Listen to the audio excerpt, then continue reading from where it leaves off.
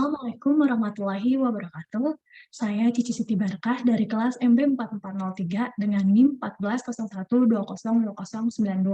Di sini saya akan mempresentasikan mengenai analisis keuangan dari dua perusahaan, yaitu PT Citose dengan PT Bakri. Di sini saya akan mempresentasikan 4 pokok. Yang pertama adalah company profile dari PT Citose secara singkat, kemudian company profile PT Bakri and Brothers secara singkat, yang ketiga analisis keuangan PT Bakri and Brothers, dan yang terakhir analisis keuangan dari PT Citose. PT Citose International Tbk atau CINT adalah perusahaan yang bergerak di sektor furnitur dengan fokus utama pada produksi kursi, termasuk kursi yang digunakan di perkantoran, hotel, rumah pribadi, bandara, dan sekolah dengan merek Citose. Kemudian BNBR atau Bakri and Brothers adalah salah satu anak usaha tertua dari Bakri Group yang bergerak di bidang industri manufaktur dan infrastruktur. Bisnis perusahaan ini termasuk juga menjadi produsen dari pipa baja, EPC, bahan bangunan, komponen otomotif, dan juga proyek infrastruktur di Indonesia. Selanjutnya adalah analisis laporan keuangan PT BNBR tahun 2018 sampai dengan 2020. Yang pertama adalah current ratio, dengan formulanya total current asset dibagi dengan total current liabilities, maka diperoleh pada tahun 2018 97,35%, 2019 101,3%, dan tahun 2020 89,42%. Nah, rasio likuiditas perseroan ini pada tahun 2020 mengalami penurunan dibandingkan pada tahun 2019. Hal ini dipengaruhi kemampuan perusahaan untuk menjaga keseimbangan posisi keuangan, baik dari sisi aset maupun liabilitas masih ada beberapa hambatan, salah satunya dengan adanya pandemi COVID-19 ini. Nah, dengan demikian, kemampuan perusahaan ini untuk memenuhi kewajiban jangka pendeknya mengalami kesulitan dan penurunan sebesar 11,8%. Yang kedua adalah debt ratio. Nah, dengan formula total debit dibagi dengan total aset, maka diperoleh pada tahun 2018 81,31%, 2019 83,61%, dan pada tahun 2020 89,67%. Nah, dengan semakin besar nilai debt ratio-nya, maka semakin besar perusahaan menggunakan utangnya dibanding dengan modal yang dia miliki, atau bisa menggunakan hukum vice versa. Nah, karena debt ratio-nya ini kurang dari 1 kali atau kurang dari 100%, maka rasio DIR ini dikatakan sehat dan aman. Yang ketiga adalah turnover atau bisa disingkat dengan TATO. Nah, dengan formula sales dibagi total aset, maka diperoleh pada tahun 2018 0,17 kali, 2019 0,23 kali, dan pada tahun 2020 0,18 kali. Nah, dengan total rasionya yang semakin rendah, maka semakin sedikit pula aset perusahaan ini berputar. Hal ini menunjukkan bahwa kemungkinan semakin lambat perusahaan ini dalam menggunakan asetnya untuk berjualan. Selanjutnya adalah net profit margin. Dengan formula net income dibagi dengan sales, maka pada tahun 2018 diperoleh 37,43%, 2019 26,68%, dan pada tahun 2020 naik menjadi 37,9%. Nah, dengan net profit margin yang cukup besar di tahun 2020, maka artinya perusahaan PNBR ini akan lebih tahan krisis dibandingkan dengan perusahaan yang memiliki margin yang lebih kecil. Untuk selanjutnya adalah return on asset. Dengan formula net income dibagi dengan total aset, maka pada tahun 2018 diperoleh 8,72%, 2019 diperoleh 6,01%, dan pada tahun 2020 6,65%.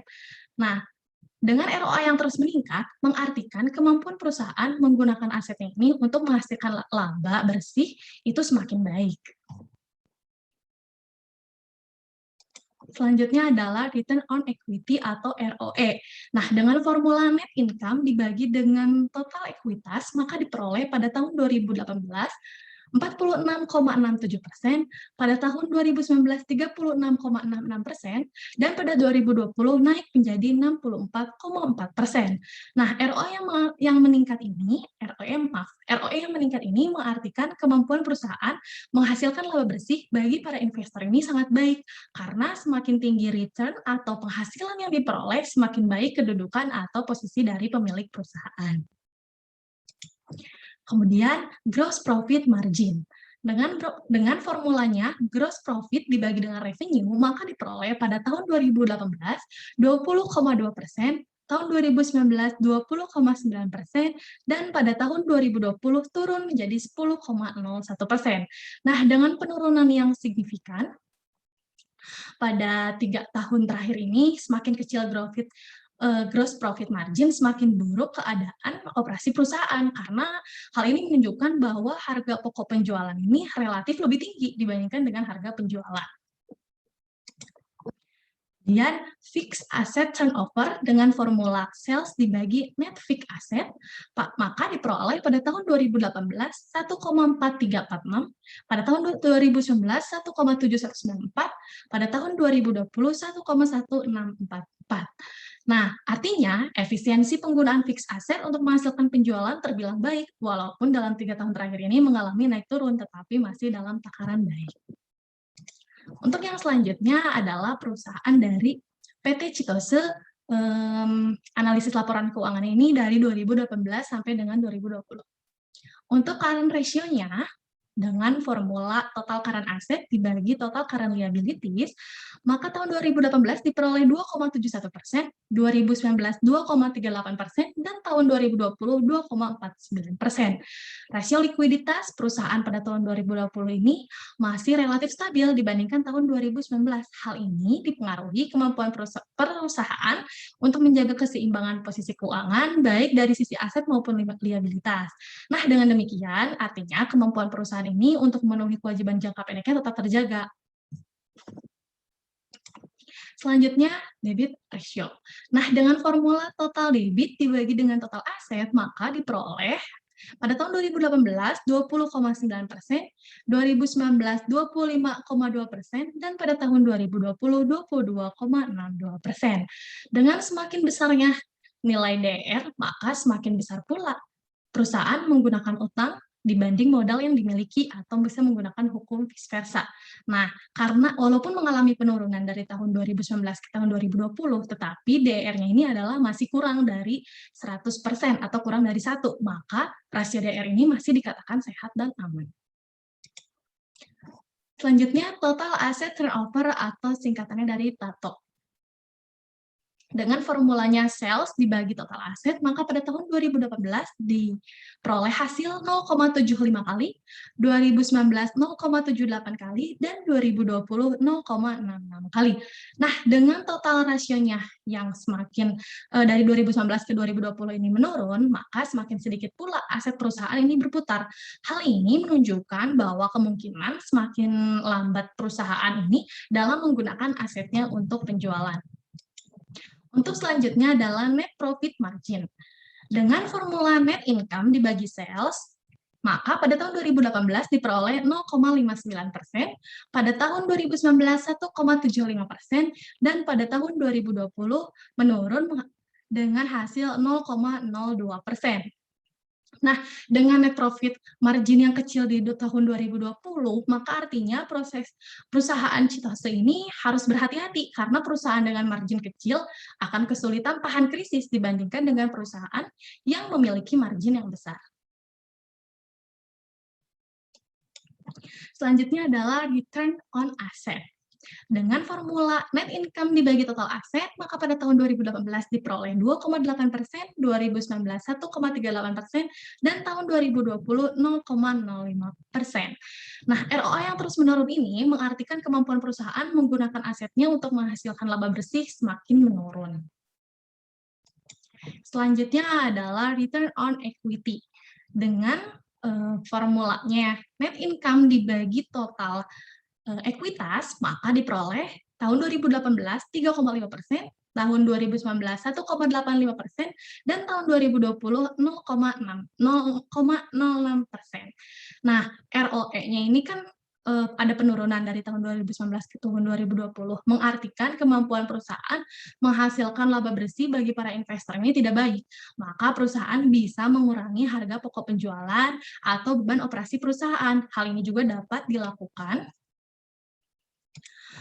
dengan cara menyortir alat-alat perusahaan dan mengganti atau memperbaiki peralatan yang telah rusak. Dengan begitu, beban operasi perusahaan akan sedikit banyak berkurang. Selanjutnya, gross profit margin. Dengan formulanya gross profit dibagi revenue, maka diperoleh pada tahun 2018 19,9%, 2019 16,7%, dan pada tahun 2020 26,4%. Nah, dengan peningkatan dari tahun 2019 ke tahun 2020, artinya semakin besar gross profit margin ini, semakin baik keadaan operasi perusahaannya, karena hal ini menunjukkan bahwa harga pokok penjualan relatif lebih rendah dibandingkan dengan harga penjualannya sendiri. Terakhir adalah fixed asset turnover dari PT Citose. Nah, dengan formula sales dibagi net fixed asset, maka diperoleh pada tahun 2018 21,9 kali, 2019 34,5 kali, dan tahun 2020 27,5 kali. Artinya, efisiensi penggunaan fixed asset untuk menghasilkan penjualan terbilang baik, walaupun dalam 3 tahun ini mengalami naik turun, tetapi masih dalam takaran baik. Maka kesimpulannya, dari PT Citose ini kan pada tahun 2020 rasio profitabilitas perusahaannya memang menunjukkan tren penurunan dibandingkan dengan tahun sebelumnya. Kondisi ini juga disebabkan oleh penurunan yang terjadi pada penjualan bersih, sehingga laba bersih tahun berjalan mengalami penurunan secara signifikan. Perseroan tersebut juga berupaya untuk mengembalikan performa agar sesuai dengan target, baik dari segi penjualan maupun peningkatan kualitas produk dan jasa. Di sisi lain, perseroan memaksimalkan aset dan ekuitas yang dimiliki, serta melakukan efisiensi atas beban-beban yang tidak terlalu signifikan pengaruhnya. Maka dapat saya simpulkan di sini, jika saya berperan menjadi seorang investor, maka saya akan memilih perusahaan PT Citose International Tbk. Sekian presentasi dari saya. Mohon maaf bila masih banyak kesalahan. Assalamualaikum warahmatullahi wabarakatuh.